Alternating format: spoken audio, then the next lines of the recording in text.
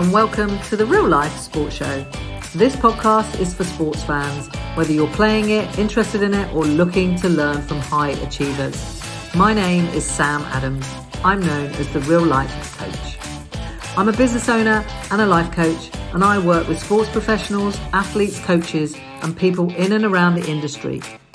I help those people live more expansively, more authentically, so that they can enhance their performance, whether that's playing their game or living their real life.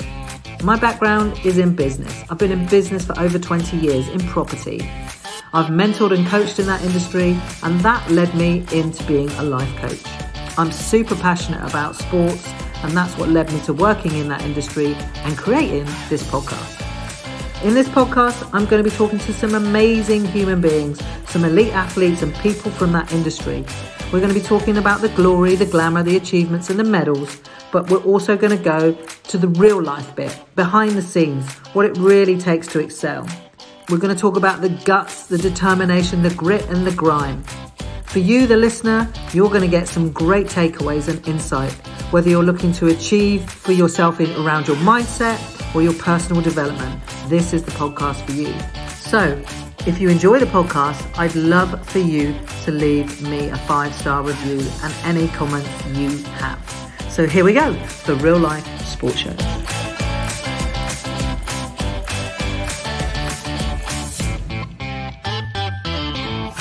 So yes, welcome everybody. As you just heard from the intro, this is another episode of the Real Life Sports Show with me, Sam Adams. And today, awesome guest today. This is probably, I hope, going to be one of the best listened to podcast episodes that I've put out there, because I'm a massive tennis fan.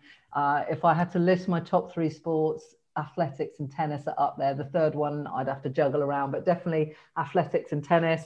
I watched this lady, well, probably stalked you, which is a bit late to tell you that now, but anyway, but I watched this lady in all her doubles matches, absolutely loved her attitude on court, and I was absolutely blown away and delighted when she agreed to be on my podcast. So welcome to the Real Life Sports Show to Rennae Stubbs. Hey, Rennae.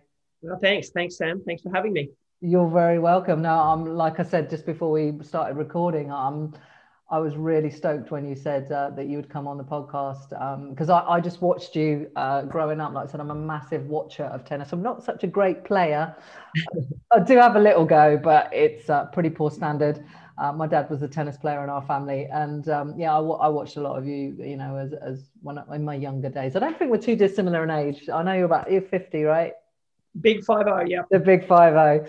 So I did watch you and sort of admire you. But anyway, look, you've done so incredibly well in your tennis career and your playing career. 6-time grand slams in the doubles and mixed doubles combined. 4 times Olympian, which is incredible. Now you're a podcaster. You've been coaching as well, commentating. I know you're currently commentating. Is it NBC for the Olympics? I am. When I went into Wikipedia, I'm not going to lie, I had to scroll quite a long way. Yeah. No, I work pretty full time with the ESPN, but right now I'm doing NBC. Yeah, absolutely. So I guess focusing on your playing career first, which is phenomenal when you look back at it. Like I say, when I scroll through Wikipedia, it's pretty long. And on this show, we kind of like to, I guess, go behind what that was like, because most of us ever see, I mean, I work with athletes and sports pros, so I kind of get to see behind the scene, but most people, and for much of my life, I had no clue what it took to be an elite athlete, to play at the top level, the mindset, the physicality of that. And that's what kind of stuff that I like to talk about on this podcast. But first of all, I want to ask you how the heck you got into tennis. Well, I mean, I'm Australian, so we tend to get thrown out of our house to try and go to sports by our parents. So I was, often went down to the beach or went swimming. I was a competitive swimmer when I was younger. And then I just took up tennis. My parents got me out of the house during a school holiday, and I went and did a camp down in there. But as I said, as a kid, really at 7, 8, 9, 10, I was doing all kinds of sports. And then I think I just really discovered that I was pretty good at tennis. So I kept going, and my brother was quite a good tennis player as well. So often as a kid, you want to be like your older brother or older sister. And so both my older sister and brothers played. And so I just kind of wanted to hang out with them. And then my coach at the time, I think he realized that I had a little bit of a talent. So he sort of stressed me having individual lessons. And then after that, you sort of start to get a little bit better. And then I went into playing some junior tournaments and started having results there, winning matches. And so it just kind of inevitably, you kind of keep taking the next step one after the other. And so that's what really happened. Yeah. Awesome. And were you pretty naturally gifted at most sports, or? I think I would be described as a typical tomboy. Could really do any sport.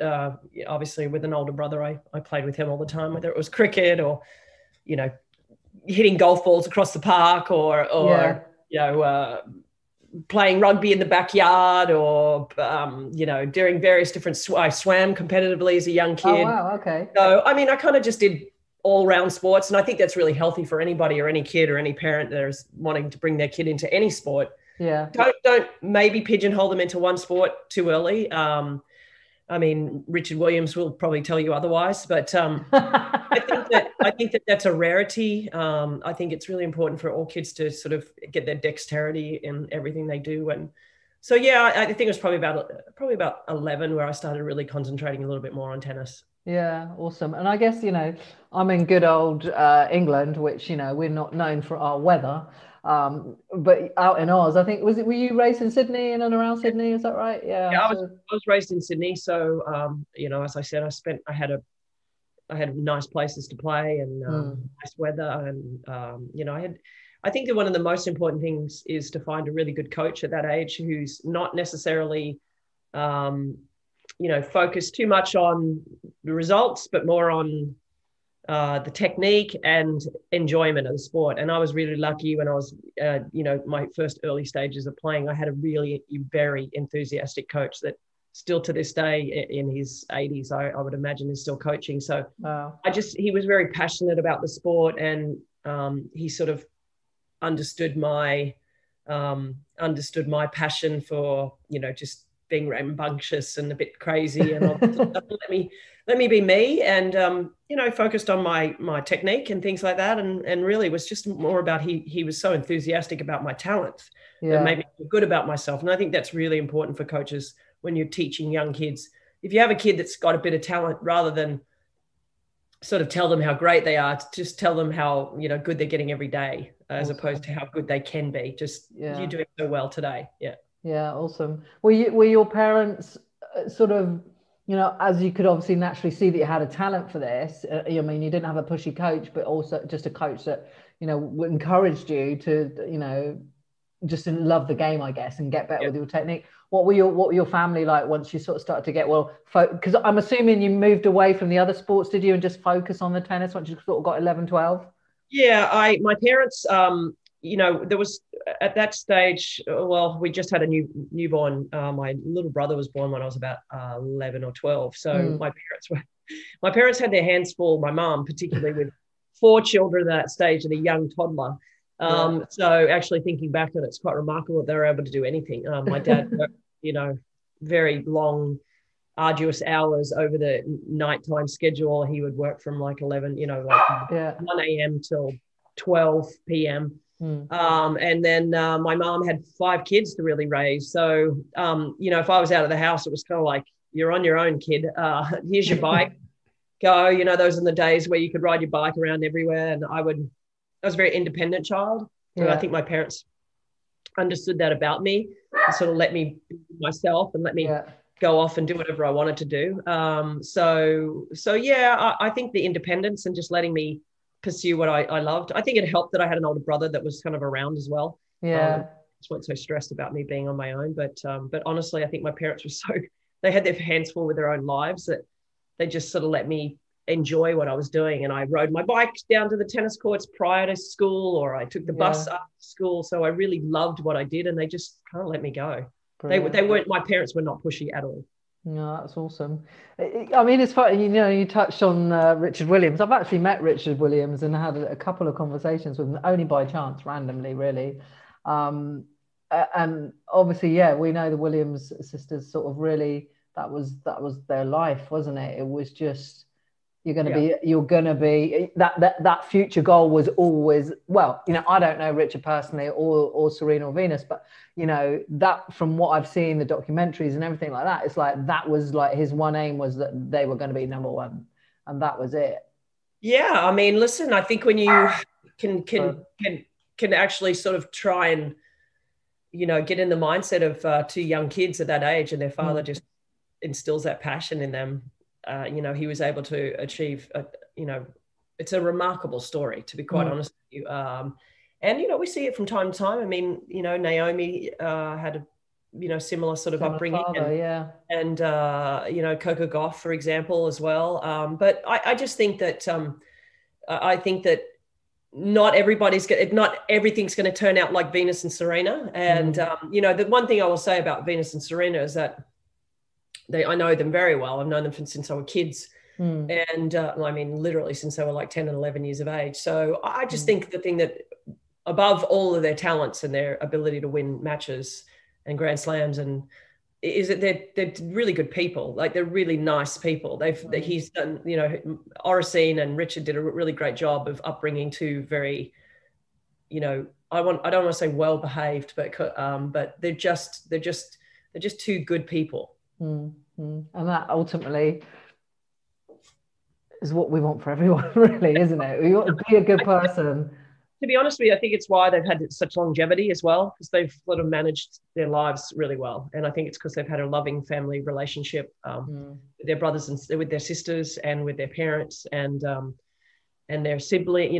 So it's been a loving environment for them. We've obviously also supported by their other sisters and the rest of their family, but it's a loving family, and I think that that's really important for.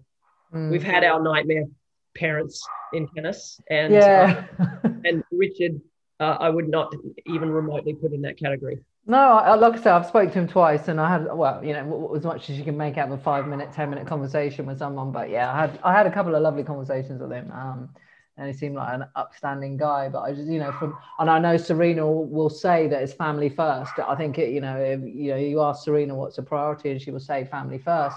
And you were talking about your family, and that's why I'm really interested to hear. Because I always talk about family when I do these podcasts, because you do get the pushy parents, you do get the parents that have this idea for their children like Richard, but there still can be a difference in that. And with that, when you've got parents like that, comes a pressure to perform, to show up, to continue in something you might not enjoy, but doesn't sound like that was your experience. It sounds like, you love doing it, got on your bike, get out of the house, as long as you're doing something you enjoy, go do it. Yeah, exactly. I think, one of the most important, if not the most important thing to instill in your child with anything is particularly their chosen profession is passion. They have to have passion for it. And if they don't, at some point that wears off, whether it be, making them afraid to play or making them afraid to let you down. At some point, they will push against you. So if they have the passion for the game and you instilled that in them, no matter what you tell them, they're going to want to win because they want to play. And so that's ultra important. Yeah, absolutely. Passion, I think, comes up every time I do this podcast. Every time I do this podcast. Well, I have a tattoo on my arm right here that says passion. And I think it's the reason I put it on my arm is because I'm going to put a tattoo on my arm. I want it to be a permanent thing that that I believe in, whether it be, whatever. But for me, if you don't have passion for whatever you're doing or whomever you're with or whatever it is, then it's not going to be successful. Yeah. So I think that, I'm really lucky. I feel like I've never worked a day in my life, and I've worked really hard in my life, whether it be with my tennis and my results and my TV work or my relationships or my networking. I have passion for what I do and I love it. Absolutely. I mean, I know Les Brown says, isn't it? I think it's Les Brown. I'm not sure whether Les was the person that said it originally. But, do what you love and you'll never work a day in your life. I don't think Les said it originally, actually. It was probably somebody else, like Jim Rohn or someone, but it's true. You know, my passion is my work, and it's become my purpose. You know, that, you know, passion and purpose go hand in hand, I think. When you find out who you are, when you really connect with yourself, you accept yourself, you show up in the world as who you really are, you've got the potential to reach your full potential, you find your passion and your purpose through that. And all of those things are really, really connected for me, and certainly in the work that I do. So yeah, passion always comes up every time. What, so just take us on a little bit from sort of 11, 12 years. Where did you ever get to a point as a teenager, or that you thought, yeah, I'm pretty good at this? Did you know, you started winning tournaments and things, or, you know, competitions. Did you think, I can, you know, where was the professional element come into it, and thought, well, I could make a career out of this? I think probably the time that I felt like I could be successful, at least I know in doubles. You know, I had my struggles in singles just because I had a few injuries, particularly when I got to the highest point in my singles career. I had a fairly bad wrist injury that put me out for 9 months, and it really threw out my my climb up the singles rank. I got to 62, I think, or 4 in the world. And I was starting to really understand the game really well, but doubles always came so naturally to me. And I think one of the reasons why I knew I could be successful in doubles was that I used to practice really early in my career with a couple of really great former players, in Kathy Jordan and Liz Smiley, for example. They played doubles together and they won Wimbledon together. And the year that they won Wimbledon, they broke the Navratilova and Pam Shriver streak of, God knows how many match wins that they've had, like over 100 or something. And I used to, because Liz is Australian, she kind of took me under her wing a little bit. I'd travel around and I'd stay at her house, for example, in Orlando. And when I was kind of like had no money, and, you know, as us most Aussies do, we kind of rely on hospitality from others. But I used to practice with Liz and Kathy all the time when I was quite young. And I remember sort of feeling like I could play with them. I felt like I was good enough to practice with them.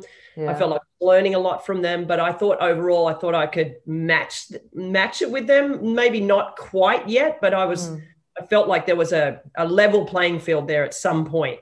So that kind of gave me the thought that, well, you know, gee, say if I'm Wimbledon, like, I'm pretty good if I can keep up with them. And if I can, you know, if they want to hit with me and practice with me and have me on the court, I can't like say how valuable that was for me as a young player. And I think I see young players hitting with older players now, or more established players. And if I was working with anybody and, you know, a top player asked my player to hit, I'd be like, you're hitting with them, I don't care, you know, because you learn so much from that moment. And sometimes you can be on the court and you can be playing against them and going, I'm kind of matching it with them. Can't I be as good as them? You know, so it kind of takes a little bit of a mirror to be shown in front of you with the ability that you're playing against. And so for me, playing and practicing with them made me feel like I was possibly good enough to do it. And then obviously when I won my first tournament in doubles, Helena Sokova, who was a great former singles and doubles player, I remember her. I played against, and she asked me to play after I lost to her in the following tournament. And, you know, of course, I actually said no at first because I was so scared that if we didn't win, it was all going to be my fault. I kind of had to put my big girl pants on and said, yeah, okay, I'll play. And, you know, I knew from that moment on, then, okay, you're playing with the big dogs now. Like you need to get your, you know what, together and show up for this player.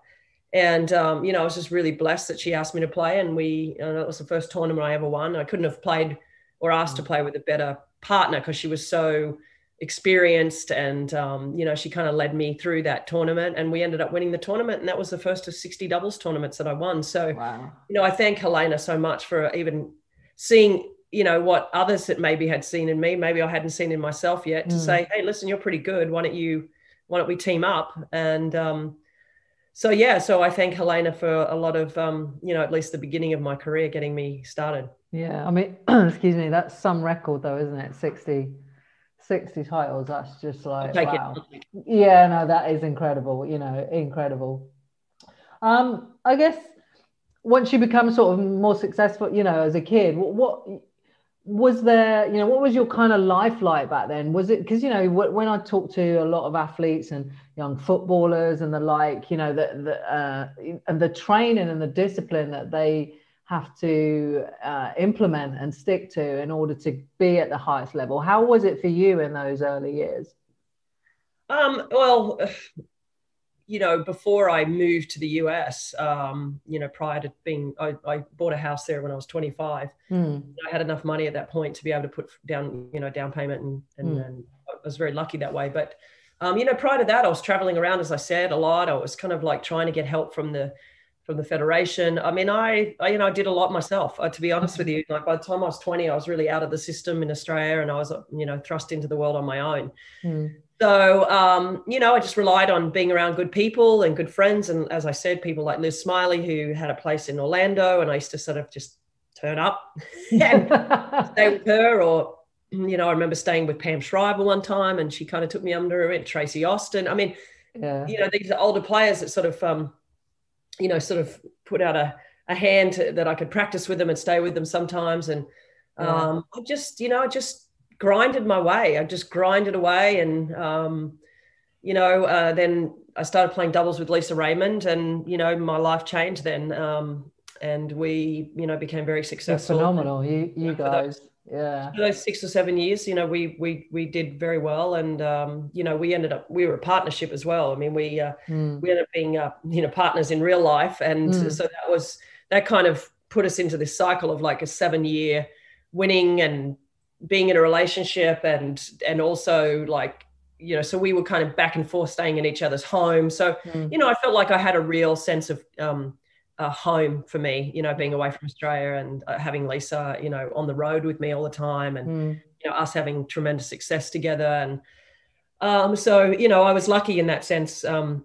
I made my own community, basically. Yeah, sure. But how was that though, dealing with because when it's funny, because I've been watching the Olympics. Obviously, the Olympics is on, and there's quite a few couples. There was badminton. I was just watching badminton, and Great Britain. We've got a mixed doubles, and they're a couple. They're a partnership in real life as well. And I just wonder how that is really, how you manage that dynamic. It's not recommended. Well, although actually Lisa and I were best friends. So we just, we took the highs and the lows together. But, the lows were tough, but we also were so supportive of one another. Awesome. That we were able to sort of, well, she was able to let go of losses really well. I wasn't so good at it, but overall we managed pretty well. I mean, we had our moments, but anybody in life has their moments with their partners, whether it be just going shopping. So yeah, I mean, we had our moments, but the success we had was, I mean, that overshadowed everything. I mean, to win the Grand Slam, and my first Grand Slam and our first Grand Slam together as a couple was, it was pretty unbelievable, to be honest, that I got to share that with my best friend. So that in itself was, there were difficult moments, obviously, when we lost, but when we won, there was just no one I wanted to share it with more than her. That must be phenomenal, because, obviously you see people winning competitions now, and of course the first thing you want to do is go and find your loved ones, isn't it? And you're on the court with your loved one. It was right there, the first person I got to hug. So yeah, I mean, I don't know, somebody sent me a link the other day, and actually the final of the Australian Open, and I remember that moment so well. And I don't know if it was telepathic or anything, but Lisa texted me 1 minute later. I was like, I don't know if we're having osmosis here, but I was just thinking about you, anyway, because we're obviously still really close and good friends. So, awesome. So it was just a maturation. And then, we broke up, and, our partnership broke up, and then I started playing on and off with Cara Black, and I had quite a lot of success with Cara. And, I was lucky getting Cara because she's, really one of the great doubles players of all time as well. And she could handle my ups and downs and my crazy on the court. And Cara was, just one of the best human beings I was ever around on the tennis court. And she just had such a great tennis IQ. And I played some of my best tennis playing with Cara as well. I owe a lot to, I owe a lot to a lot of really great female partners in my life. Yeah, awesome. Thank you for sharing that, by the way. That's really good to hear behind. You know what? Growing up, I was like, these guys are a couple. It's always that in my head when I was watching you play tennis. And I just wonder how that works, because it can be tricky, like you said, just going to do the shopping, let alone your career, your job, as it were, and you're doing that at close quarters. We can be very honest with one another, sometimes good, sometimes bad. But it sounds like, from what you were saying, that you manage the losses maybe less well. Well, because my personality is very different to Lisa. Lisa's very low key and sort of would run. Lisa would rather run away from confrontation. I'd rather run straight through it. So you can understand why the juxtaposition of our personalities on the court worked, really, because sometimes she needed pulling up and sometimes I needed pulling down. So it was a good combination. Same with Cara. Cara was quite a quiet, individual, very, I wouldn't say shy, but very quiet. And so, she could bring me down, I could bring her up. You have to have balance, that sort of juxtaposed personality on the court sometimes, and it just worked for us. Amazing. How was in terms of sort of, I guess, fitness and your routine for that, leading up to all of that? Because that's where the hours are, isn't it, in the practice ground? You go out and play a match, might be a couple of hours, I don't know, but the day in, day out grind, because we the public get to see the glory. Like I say, I watched you win many times and we see all of that and we think it's easy.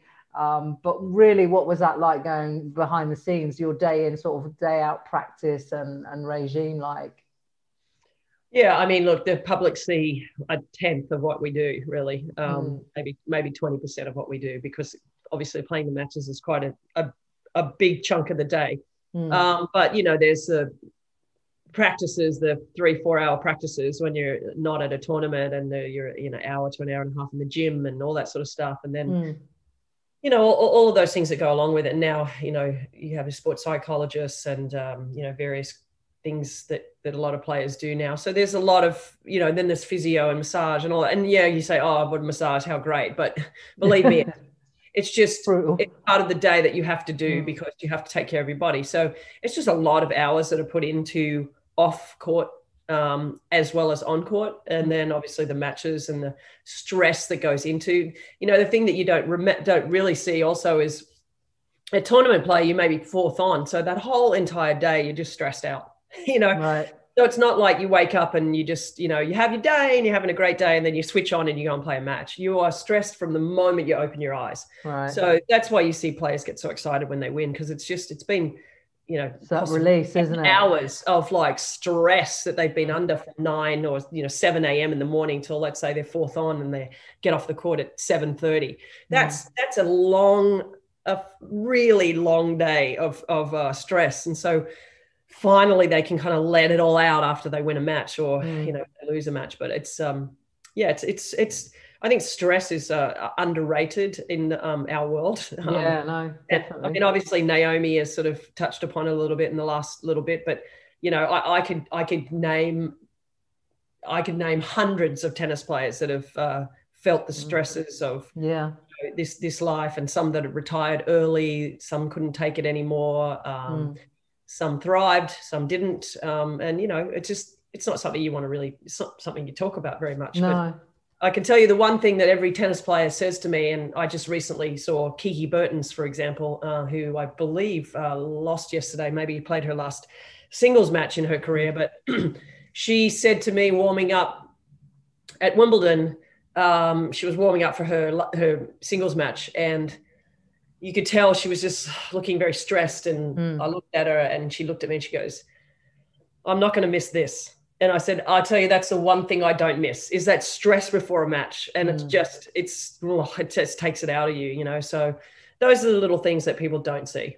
Yeah, no, absolutely. And I've written down about, mental health, stress, and Naomi, because it's obviously been very much in the media. And, some of my clients that I work with, I've got a young, very talented runner, but managing the stress has been their biggest challenge, which has led to depression, which then leads to, all sorts of, spirals. And as you know, so I kind of know a little bit about the stress that goes on about competing, about that kind of life, because you're very much in a bubble, and especially on tennis tour, you're literally all traveling around together.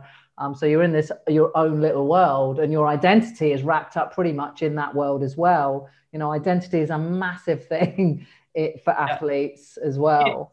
It's definitely, you can say it until you're blue in the flat face, and now as a coach as well, your identity is not wrapped up in your wins and losses. Your identity is wrapped up in who you are as a person. And I think that's the one thing that I'm fairly certain is that Ash Barty has done really well over the last 2 years since coming back.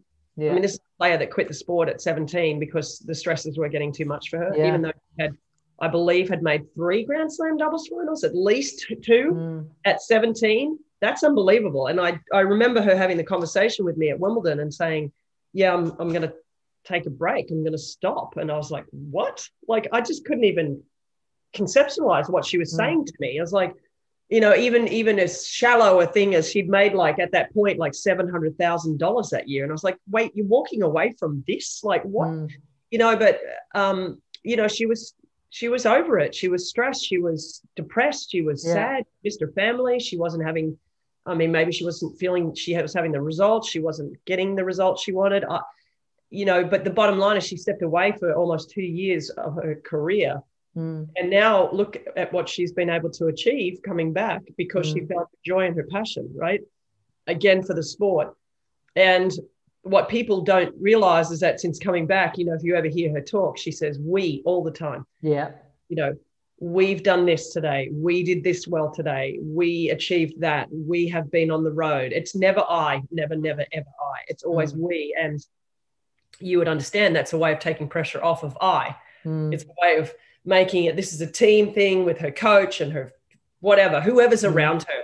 It's a team environment, which is what she likes because she walked away from the game to play cricket. Because she wanted to be in a team environment and maybe share the stresses with the team. And so maybe that's her way of, sharing the stress, that it's not just on her I and her identity. And I think, her saying it took her a long time to even verbalize that she wanted to win Wimbledon. And once you do that, then okay, well, hello, have you done it yet? So all of a sudden you're like, oh, I haven't done it yet. Oh, the stress. So, I think if there's one thing to learn from watching Ash Barty's maturation through her life is to understand that she has learned. She didn't pop out like this. You know what I mean? Like very unusual, like, there's a very rare Richard and Williams, Serena Williams, Venus Williams situation. She had to learn to deal with the stress. And she had to learn to deal with the possible disappointment of not playing well or what people think of her. And she's worked a lot on her mental game. I mean, it's so obvious. And so, to see her cry after she won Wimbledon, that to me showed an enormous amount of relief and, stress off of her shoulders. But I'll never, ever, ever question Ash Barty's understanding of what's best for her. And I think the lesson to be learned is your identity is not mixed up in what you do on the court. And she talked about it. Her most important role is how she is as a human being. And so 100%. That turning that focus off of winning into, are you doing a good job? Are you a good person? That's all that matters. And, I did my podcast with Venus recently. And one of the things that she said that her parents did not push her into winning and losing. It was about the process. And she said they were process driven. And she kind of sat back and went, oh, I haven't really thought about that, but my parents were process driven. So I think if there's one thing that I can teach to anybody is that it's the process. It's every day, do the right thing, be a good person, work hard, the results will come, and don't wrap yourself up in the wins and losses, because that's not really what defines you. Absolutely. There's plenty of winners out there that have won a lot of matches that are assholes and they don't have a lot of respect. So I say that as well as, I talk about that I do a whole talk on identity and athletic identity. And, there's a lot of unhappy, successful people and Ash Barty isn't going to be one of them. People like Ash Barty and you have to give her the plaudits. So she, and that's the thing that I want to stress. It's not like, oh yeah, she's just always been like that. Oh, easy going. Oh, Ash Barty, she's so nice. Is that? She had to learn to actually enjoy what she was doing again. And so, and everyone's like, oh, she's so easy going. Oh, mate, she has done so much work to get to that point. I think that's something that comes across because I watch a lot of tennis. and interviews and stuff. And one of the things I see is about the enjoyment of it as well for her now. It really, really is. So she's done a phenomenal amount of work, and thank you again for sharing that. It's an absolute great insight for everyone to hear. So thank you for that. Identity is a bit, I could probably do, all day talking about identity, because, we get, elite athletes get sucked into this world and they're just defined by the tennis, by the football, or whatever their sport is. But you're a human first. Yeah. And we all have basic needs that will need to be met. Not just your sport. Sport is a part of life, whether you're elite or not. Whether you play to a high, whatever level you play to, I'm a passionate sports person. I'm gutted I wasn't elite level. I've played every sport, but it is a big part of me, but it's not every part of me. And it's the same for elite athletes as well. I think if you're good enough and you put the work in and you treat people well, you'll have the results that you deserve. Yeah. Right. And if you don't get the results, it's maybe just not good enough. But that's okay. That's okay. And I think that's the one lesson that I learned. And I try and, say this a lot to people, is that I was very good until I won my Grand Slam in doubles. For example, I made a lot of semifinals, and I'd made a final previously, and I've made a ton of quarterfinals. And, Lisa and I were the number one seeds. We were supposed to we hadn't won a Grand Slam yet, but yet we'd won all these tournaments. And I went on the court, and for me, I had to, and this is such a valuable lesson, my insecurities and how I reacted on the tennis court were angry or upset at myself, or, use an excuse, whatever it was, the crowd got loud or someone made a noise or whatever it was, Lisa's was to be in her shell and dig a hole and go away and pretend nothing was going on and hope that her talent could win her match. And my role and my goal in that match, that when I won my first Grand Slam, was to try and maintain my composure as much as possible. Yeah. And so for me, that was the hardest thing for me to do. I could poach on a ball being hit at me 100 miles an hour. I could I could do anything on the tennis court if I pushed myself. But controlling my emotions was the hardest thing in the world for me to do. And so I made a commitment to myself. I was going to try and stay as composed as possible in that match. And that was the hardest. It wasn't hitting a backhand. It wasn't hitting the serve. It was controlling my emotions. And to this day, I've said, if I hadn't won that match, and 20 years ago, like now, I can look back 20 years ago say, if I hadn't won the match, it would have just been because I wasn't good enough. Yeah. It wouldn't be because my attitude or, my insecurities or all the bad traits cost me the match. It was just, I just wasn't up to it tennis wise. Yeah. And that in 20 years time that's fine to admit to yourself, but to look back and say, if only, and I hate that word in sports or in anything in life, because if I now at 20 years later go, oh, but if only I just, behaved myself or not so pissed off or blah, blah, blah, blah, blah. It's like, what? That is such a waste of an opportunity. Yeah. So I think the thing that I'm proudest of is I did the hardest thing possible for me, which was to maintain my composure. And we ended up winning. So I got the spoils. I got the riches from being the most difficult thing for me to do. But if I hadn't, at the time, it would have been so difficult to admit to myself that I did everything right and I still didn't win. Yeah. But 20 years from then, like now, I could look back and be so proud that I actually gave it everything that I could. Yeah. Right.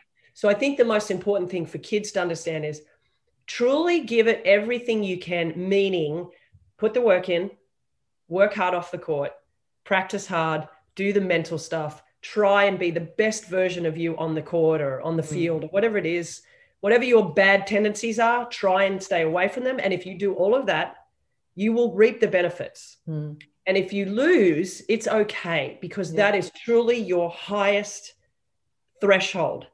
And not everybody's going to be great, right?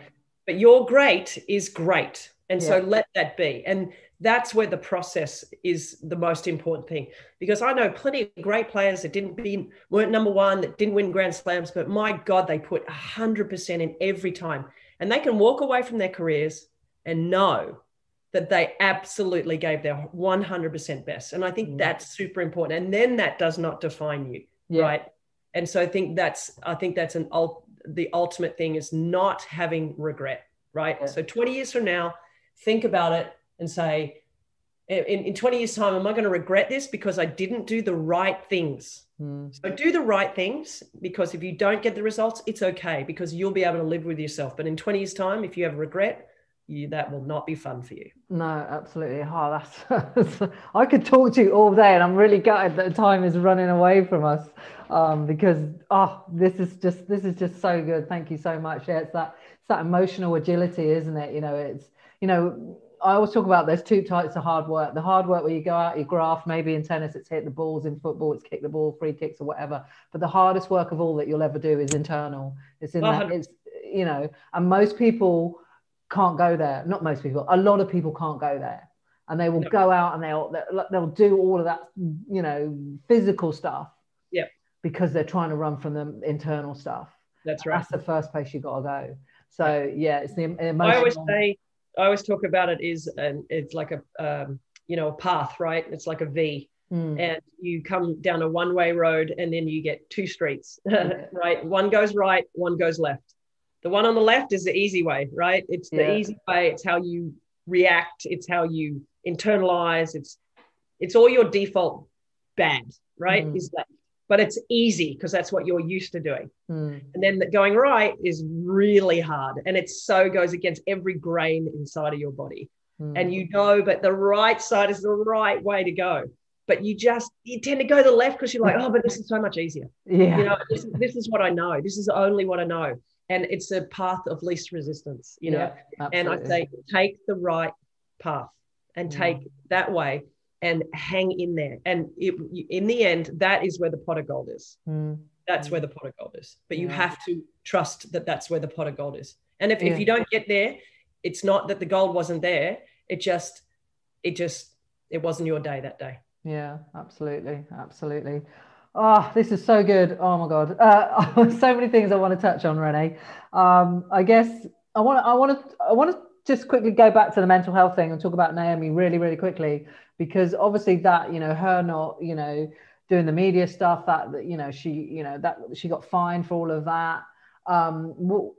What are your thoughts around mental health and the kind of support that young players get in tennis?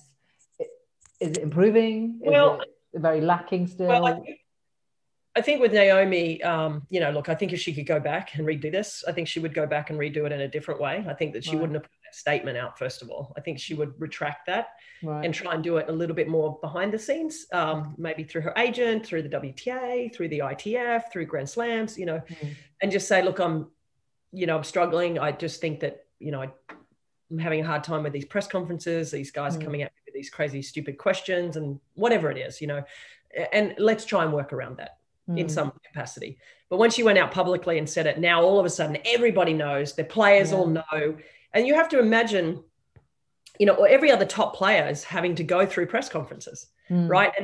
And then you've got some that, don't want to do a press conference, but don't have, $15,000 just to throw away, right? It's, Naomi obviously has the money to be able to pay her fines. Yeah. So it created an unfair advantage, right, for her to be able to blow off press conferences when other players are having to do the press conferences, right? So she's spending an hour and a half of her day at home in her comfort, of her hotel room, when other players are going through an hour and a half of post-match press. And that's how long they take. A good player it takes about an hour and a half of their time out of their day. So in that respect, I understand how the players were not supportive of her. So I understand that from their perspective. Yeah. The flip side is, but what's best for our sport and what's best for our athletes? And for me, I think we need to scrap all the people that come into those press conferences. I think we need to look at who's in there. I think there's a lot of people in there that don't really care about the players. They just want to, a tagline or, some quote that can blow up and sell to a newspaper. And, as far as I'm concerned, some people might take this, and be really pissed at me about saying this, but, the press, the written press, they pay no money to us, right? As players, they pay no money to the tournament. They don't give us any, they give publicity quote unquote, Yeah. by writing a story about us. But really, that's not where the world is now. The world is television, social media, and their own platforms. Naomi has her own platform. She has millions and millions of followers. So, you know, the world is evolving. So as far as I'm concerned, the marriage between TV networks and players needs to stay, because really that's where the player makes their money, right? Yeah. The face on the television, they're being asked questions that they get to answer, that you cannot change those words. Those are their words, right? They don't want to answer a question. They'll just say, well, you know, I'm not really going to answer that. You know, move on. So that marriage needs to stay with the networks, with television, because they're the ones that pay the big dollars. Yeah. You know, obviously I say that working for ESPN, but it's true. You know, ESPN pays millions, and I mean tens of millions to put on the network, have the rights. Absolutely. Yeah. Right. So we're, you know, essentially TV is paying the players those massive checks at the end of it. Right. And they're also getting their face out worldwide on their television screens. So that marriage needs to stay. The press, written press, I think they need to restart them again. And I think that they're antiquated. I think they need to change. I think that there's an opportunity to have a watershed moment with Naomi and say, can we do better with who we let into those press conferences? And, you know, for someone's mental health to go in there and get asked the same question over and over and over. And nobody, their names aren't attached to it. You know, some random dude from some random paper who nobody reads can ask some random question that's just, you know, soul wrenching. And it's like, you know, people say, oh, well, you don't need to answer it. But the problem is you've been asked the question already. It's been thrown at you. And I had a conversation with somebody the other day who was a very well-known tennis player in her country. I'm not going to name any names, but, you know, she had a phenomenal couple of years. And she said to me, it was, you know, I went in there and I did that. And it was the questions that were asked me.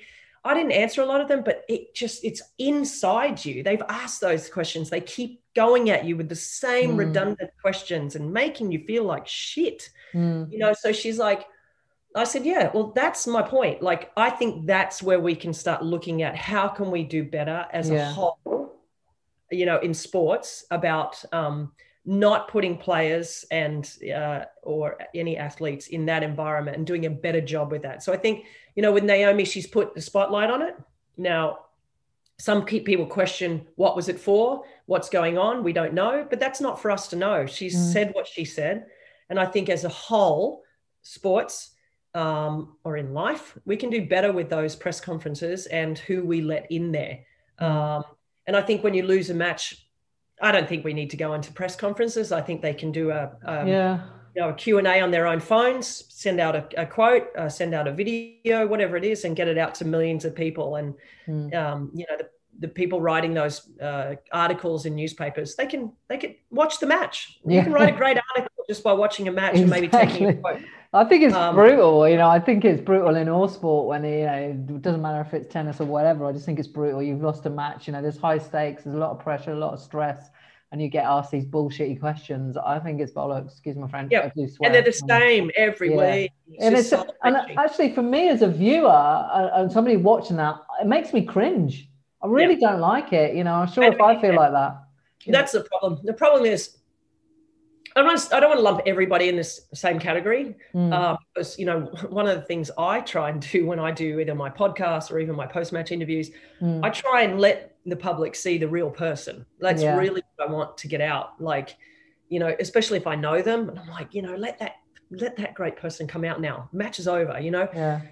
But, you know, there's often a lot of people in press that don't care. They don't know these people. They have no business caring about them at all. You know, so that's what I want to do. I'd like to just get rid of everybody in there, take everybody's press credentials away, and we start really looking at who we're letting into those press conferences. That's the start that I would make. Sounds like a great idea. Probably something we could talk about for ages. And I'm really conscious of time. And I've got a couple of questions before I let you go, if that's okay. I guess really predominantly, obviously more about you is, you know, that transition, because, you know, something that I work with people is around the transition when you're getting to the end of your career, last sort of 18 months, 2 years, how you transition out of that. But for you, and that is a real challenging area.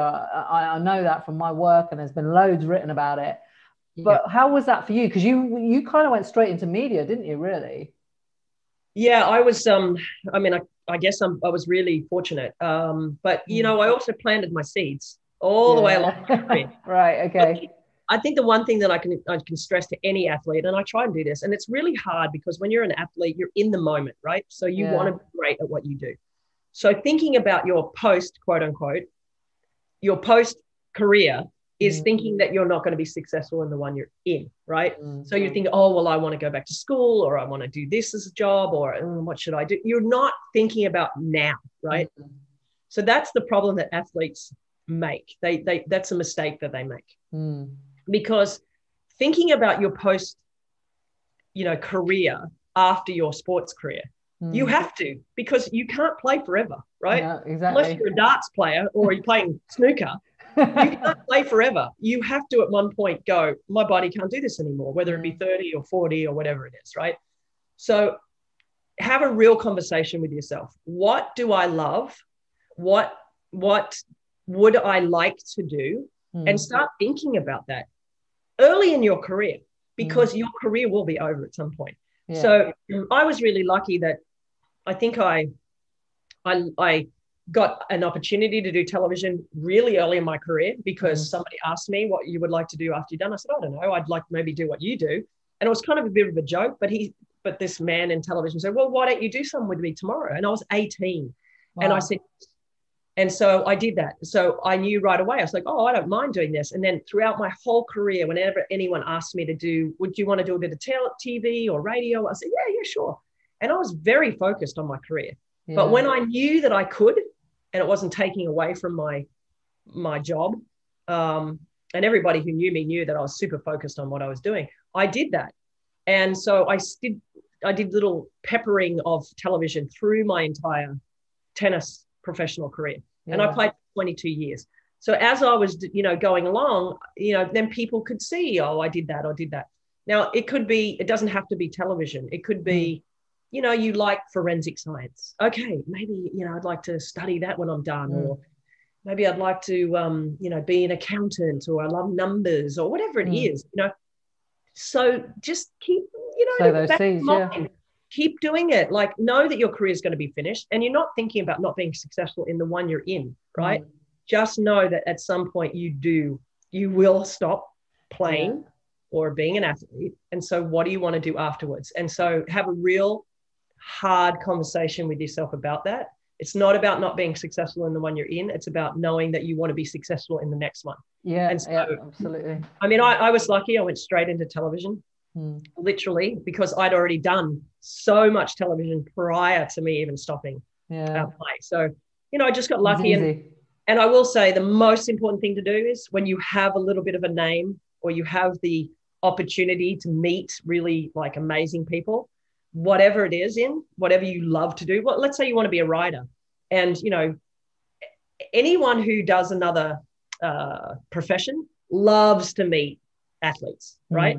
So use that, right? Go, if you want to be a writer, go, maybe I'll send a text or an email or a Twitter message to some famous writer, and maybe they'll write me back and be like, oh, would you like to come to Wimbledon? Yeah, or could I do an internship, right? So use your name, like use the fact that you're a professional tennis player to get your leg or your foot or your toe in the door absolutely of your next profession. Yeah, that's so important, because once your career is over, people kind of tend to like go, okay, you're a former player, whatever. But when you're playing and you're in the moment, people want to know you. So absolutely. Use your notoriety while you have it. Yeah, absolutely. No, that sounds like amazing advice. Again, another subject probably talk about for ages, but I know I'm really conscious of time. So obviously you ended your career, you've gone into media, which has been amazing, and you've done a bit of coaching as well. How has that been? How have you found that? Because I know you were coaching Karolina Pliskova for some time, and how did you find that? I love to coach. I felt like I coached throughout my whole career, whether my doubles partners or they'll take offense to that, but they'll know what I'm talking about. I'm a student of the game. It's what, it was one of my strengths as a player. I could really read the game. I could look at someone's strengths and weaknesses pretty easily. Yeah. I think technique-wise, I sort of understand the game really well. So it was kind of a natural sort of progression into that. And I stumbled into it, really. Carolina randomly texted me. I had done a little bit of coaching prior to that with some friends, Casey Delacqua, who was playing, and asked me to help her out a little bit when she had her come back from her shoulder surgery. And so I'd done a little bit of this and that, but, I was doing television, and Carolina just randomly texted me out of the blue, would she come to Singapore? And I was like, okay, this is so weird. But, I loved it. I loved being on court. I loved imparting my, small bit of wisdom that I have onto a player, and we had good success together. And she had already contractually obligated to somebody else the next year. And so, then we went back together, and it was a long story, but my work with her was great. It was fun. I enjoyed it.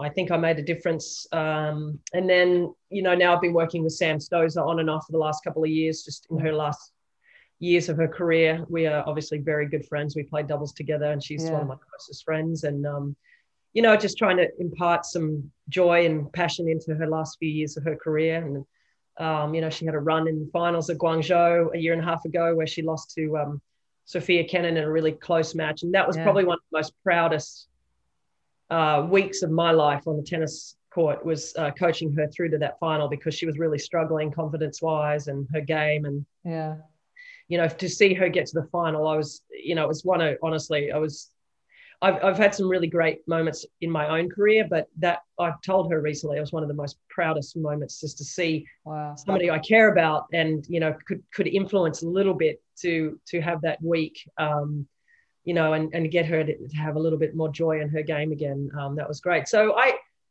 have a hard time. People are like, well, what do you love more, coaching or television? And I said, it's hard for me to pick between the two of them, because I like them both so much. In the end, it's just imparting what I love about the game. Yeah, either one is the same, isn't it? Yeah. Or the viewer. So it's like the viewer or the player. So, I obviously, Sam's career is coming to an end at some point soon. So, we'll see if I start working with anybody else. I did a bit of work last year with Jeannie Bouchard as well, and I really enjoyed that as well. She's a hard worker, and, her ranking was like 350 when I started working with her, and she got it up to, within the 120s again after a great 12 months. So here's a question for you then. If you could work with anyone right now, who would it be? Wow. I think if I had the choice between I think I would love to work with a guy, to be honest, as well. I think I could really, my mind is a little bit sort of. I loved it when Amelie worked with Andy. Yeah, I would love to work with Denis Shapovalov. I'd love. Would you? Him.